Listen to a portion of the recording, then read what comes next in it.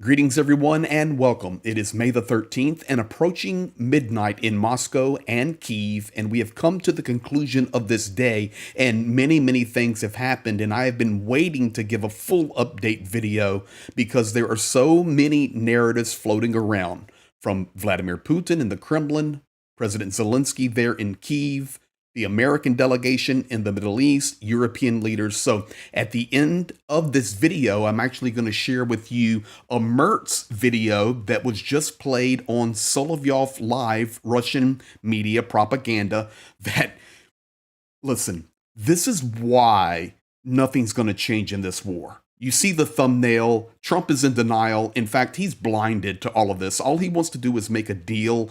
And we're talking about a war that he cannot even conceptually understand because those that are gathered around him know nothing about Ukraine nor Russia, just what they have been fed, and that is the facts. So I'm going to share with you the updates from everybody over the next 7 or 8 minutes. Thank you for sharing, liking, commenting. It is such a big help. We are approaching 60,000 subscribers, and if you have not subscribed, I would deeply appreciate it as we move toward that goal. As you can see by the thumbnail, I stand by this 100%. Trump's only looking for dollar signs. Zelenskyy and Putin actually understand the real roots of this war. And that's the truth. That's why Ukraine is fighting so hard and Putin is invading so hard, because they understand the reality and the complexities of Russia and Ukraine. But 100% Donald Trump is out of his league. And if anybody wants to debate that at any time, I more than welcome you. Please get somebody and let's talk about it, because it is just a simple fact. The President of the United States is receiving a $400 million jet from Qatar, who funds Hamas. What else do you need to know? It's only about dollar signs. I don't really want to talk about him anymore. I can tell you Zelenskyy confirming that there have been large strikes on Odessa and Kharkiv over the last couple of hours. MiG-31s that carry the hypersonic missiles from Russia have been going up in the air and coming down in the air, which means that Ukraine has to go into air alarm full over the whole nation. Because if a MiG launches a hypersonic missile, it's just within a couple of minutes. It can be pretty much anywhere in Ukraine, even as far over as Lviv in 5 to 7 minutes. So it's been a very stressful day. Ukraine has been hit hard. And right now, there are warnings happening that it's going to be a very difficult night in Ukraine. Here's Zelenskyy on Kharkiv. Volodymyr Zelenskyy. Fellow Ukrainians, right now in Kharkiv, we're dealing with the aftermath of a Russian drone strike. Preliminary reports indicate no casualties. This was yet another Russian attack on a civilian energy facility. Russia stays true to form. While the world awaits their response on ceasefire and talks, they answer with more attacks. And that's where we're at. So while everybody's in la la land from the American side, hoping, oh, everything's going to go figure this thing out in Turkey and everything's going to be great, Russia is striking hard. In fact, already warnings coming up from the monitoring systems for Ukrainian military. They are expecting over 120 shaheeds. And as of the recording of this video, they are expecting them from 4 different sides. And these are already the regions that are under air alarm right now: Chernihiv, Sumy, Donetsk, and Zaporizhia. It will only increase throughout the night. Additionally, we go a step further. Zelenskyy telling the absolute only piece of truth. It is Putin who decides everything in the Russian Federation. It doesn't matter if they send every citizen from Russia to Turkey. Of course, Lavrov and whoever else may show up. Doesn't matter. It is Putin who makes the ultimate decision, because this is his war. And I remind you, for the first time on that statement a couple of nights ago, he called it war. And Zelenskyy saying, this is why negotiations should only be with him, and I have to negotiate with him. I remind you, Zelenskyy has stated multiple times, if you will just stand with us, we will win this war, because we understand the Kremlin. I understand the Kremlin. I grew up in the Soviet Union. I grew up with the KGB. I grew up in Kryvyi Rih. I understand it, and we can win if you'll stand with us and stick with us. So Zelenskyy making this statement right here. Volodymyr Zelensky, I've repeatedly emphasized this to President Trump. I believe Putin doesn't want the war to end, doesn't want a ceasefire, doesn't want any negotiations. I won't even mention that he's afraid of direct talks with me. Don't you just love it where he's saying, and listen, Putin will hear it. Putin is afraid of me. Only direct talks, and the direct talks must be with me. It makes complete sense. Now, the United States putting out various statements. In fact, Witkoff last night, it was running through all the news in Russia and Ukraine about Witkoff reiterating the Russian propaganda statements that Ukraine would have to give up the 4 regions in Crimea and all of this mess. So he restated that again. Trump is in favor of direct contacts between Russia and Ukraine to resolve the conflict. Of course, he is, because he can't resolve it. Of course, he can't. If this does not happen, Washington will withdraw from the negotiation process. We'll just take our toys and go home. Great. That may be the best thing that could happen. Rubio, Witkoff, and Kellogg to fly to Istanbul for Ukraine talks on May 15th, 2025, in 2 days on Thursday. And of course, we'll be covering that. I do travel back home, so I'll be back fully in the studio on Thursday, flying home tomorrow night. So that'll be perfect timing for that, to keep you updated, go live, do whatever we need to do to keep you guys in the loop with exactly what is happening and the truth of what is happening. Now, the delegation there going from the American side, if it still happens, Kellogg, who Russia kicked out of the negotiations, and he's the Ukrainian, the most pro-Ukrainian. Witkoff, who is a Russian bot, and Rubio, who has just changed his stance as he has sipped the MAGA Kool-Aid so that he can stay in position and now move from 1 as a Secretary of State to 4 positions, also National Security Director and others. So it's not really a strong pro-Ukrainian crew there. The most pro-Ukrainian would be Kellogg, and he is the elder statesman there. So no disrespect to him. Russia.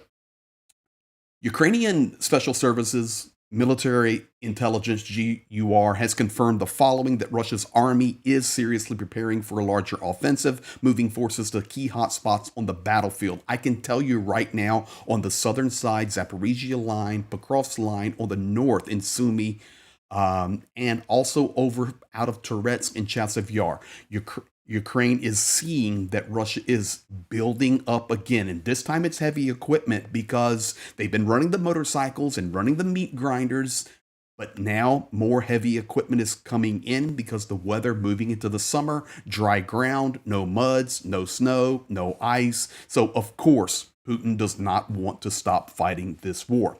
Dmitry Peskov today stating the Russian delegation will be in Istanbul on May the 15th and will wait there for the Ukrainian side. Isn't it interesting how they turned the words? Because it was Zelensky who said, I'll be in Turkey and I will be waiting for Putin.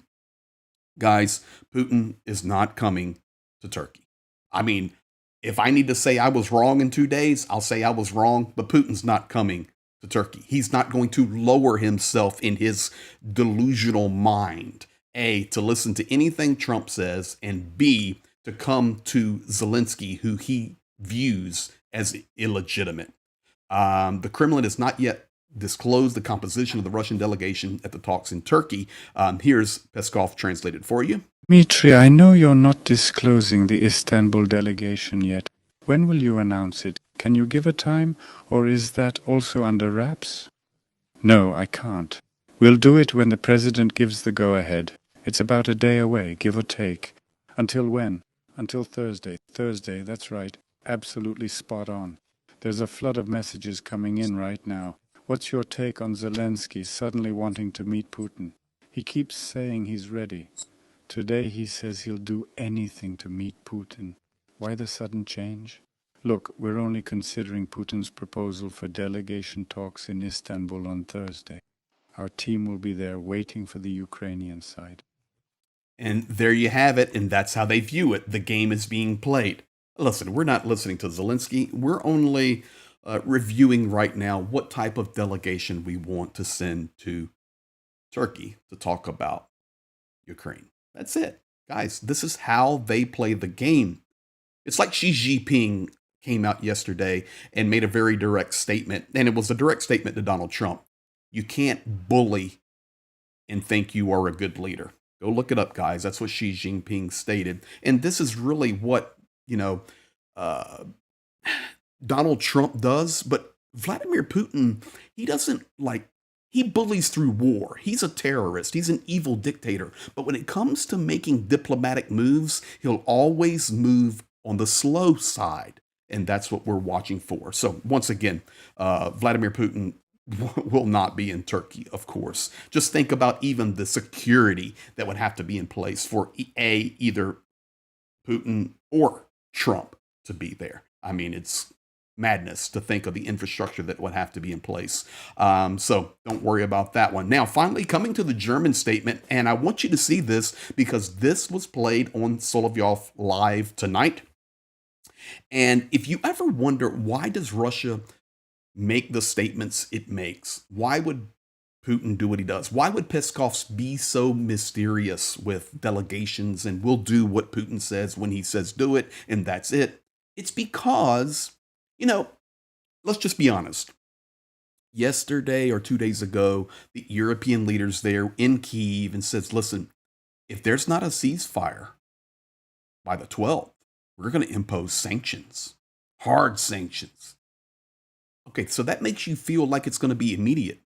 Then we wake up today and they say, well, by the end of the week, we'll impose sanctions. Listen, all you're doing is playing right into Putin's hands.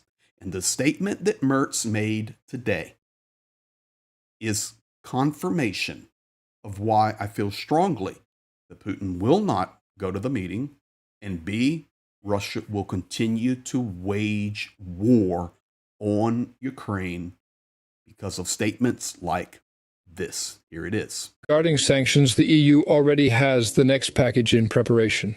This is set to be decided by the end of June. We also expressed this in Kyiv. Sanctions on energy, the shadow fleet of 300 ships in the Baltic, and further access to Russia's financial assets. We're determined to pursue this with all consistency and cooperation in the EU. We can't do it alone, but we'll try to convince hesitant countries this is the right path. I want to say this very clearly again. The headline is, "This war must stop," and that's why we help. But we also help militarily. If needed, we'll support Ukraine militarily for years if this war doesn't end. None of us will accept borders in Europe being changed by military force. So there you have it. I'm telling you right now, they're playing it on Solovjov already. So the sanctions went from respond by the 12th or immediate heavy sanctions on you to the end of the week. Now, Kyiv already knows it's going to be the end of June. Oh, by the way, the headline is we want the war to stop. But we are prepared to support Ukraine militarily for years. That's all Russia hears. So if you are expecting anything big to change over the next 2, 3, 4 days, it's possible, but highly unlikely. The war is raging on, and we are standing and fighting strong. Thank you for all that you do. Thank you for your support, your care, and your kindness. You guys be blessed. I'm watching everything, and if anything changes, I will get to you as quick as I can. You are much appreciated. Have a good evening.